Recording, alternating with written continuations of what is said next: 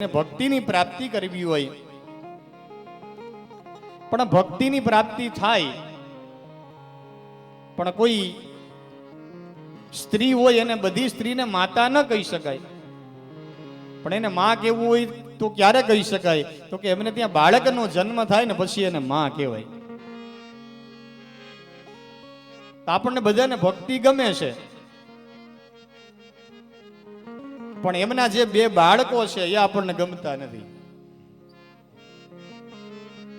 કાલે આપણે વાત કરી કે ભક્તિના બે દીકરાઓ છે, એક જ્ઞાન અને એક વૈરાગ્ય.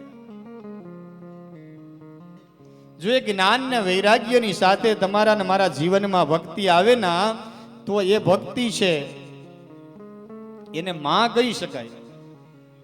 બાકી તો વાંજણી ભક્તિ કહેવાય. અને વાંજણી ભક્તિ આપણા જીવનમાં આવે તો એ આપણને શું ફાયદો કરે? એ આવે ખરા, કેટલી વાર આવે? તો કે થોડીક વાર આવે.